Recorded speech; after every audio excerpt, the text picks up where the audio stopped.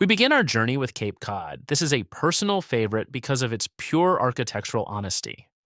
Originating in New England during the late 17th century, these homes were built out of necessity, engineered to withstand the brutal Atlantic winters. Notice the steep gable roof. This was not merely an aesthetic choice, it was a structural requirement specifically designed to shed heavy snow rapidly and prevent roof collapse under the crushing weight of New England winters. The iconic central chimney is equally functional. Far from decorative, it served as the thermal heart of the home, strategically positioned to distribute heat to every room simultaneously during freezing nights. Cape Cod is the quintessential American starter home. It feels incredibly grounded, a living legacy of resilience, simplicity, and functional beauty that continues to influence suburban design to this very day. Heavily inspired by the English Renaissance and the classic work of Andrea Palladio, it is without a doubt the most elegant on this list. Note the strict symmetry. Architects often followed the rule of five, featuring 5 windows at the front and a perfectly centered grand entrance. It wasn't just about building a shelter, it was about projecting British stability, wealth, and influence into the American colonies. The brickwork is often exquisite, with decorative headers and ornate dentil moldings along the roofline. It is an architecture of balance that commands respect through geometry, making it a timeless choice for those who appreciate classic proportions and formal living. Victorian style is for those who aren't afraid of a little extra. And honestly, I find the sheer ambition of it absolutely fascinating. These aren't just houses. They are gingerbread masterpieces of the industrial age.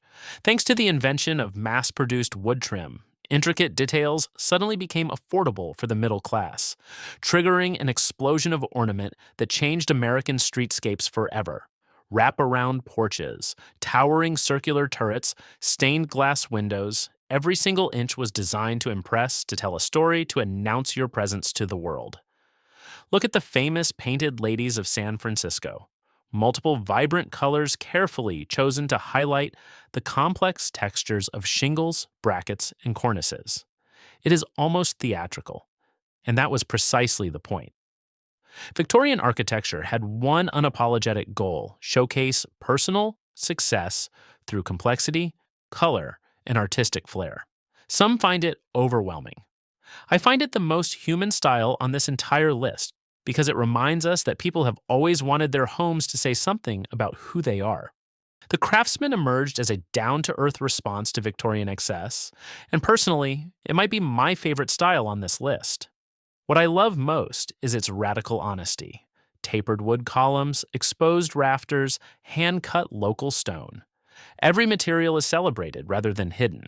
No pretense, no performance. Born from the arts and crafts movement, this style placed the skill of the individual builder above the efficiency of the machine. A quiet act of rebellion that produced some of the most beautifully human homes ever built.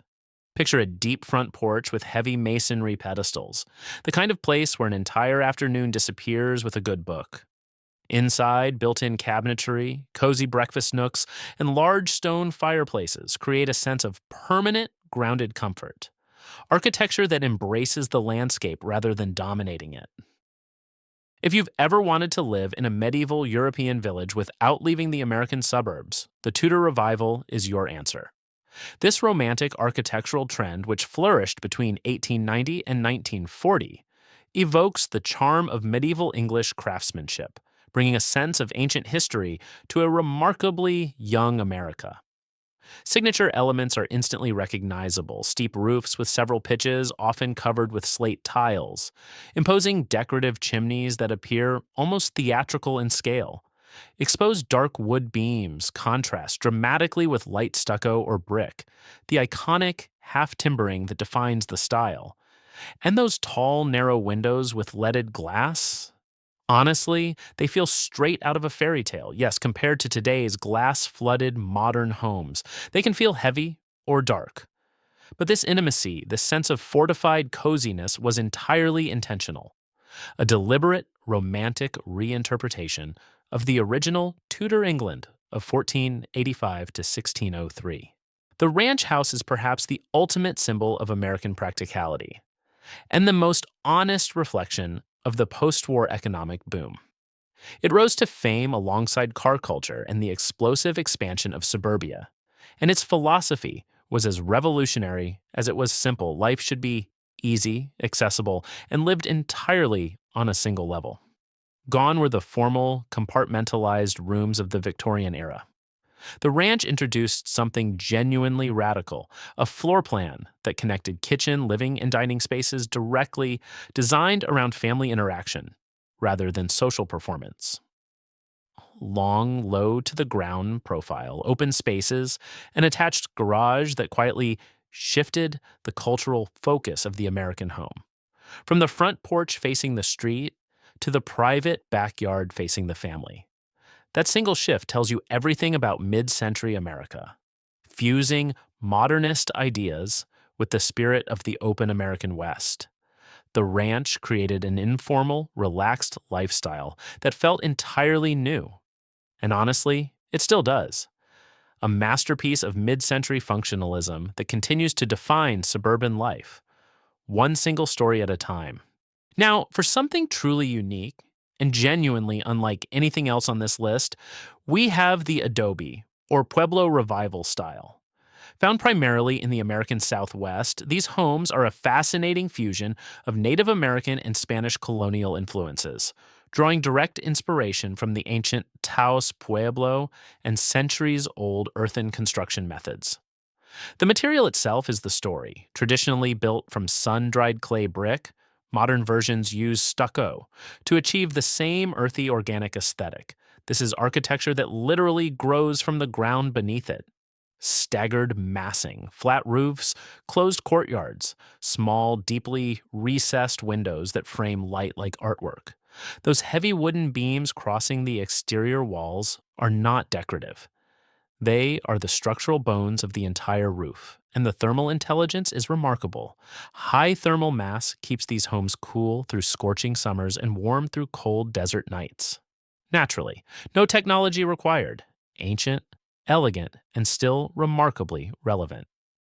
Finally, the contemporary, where all the traditional rules are thrown out the window, literally.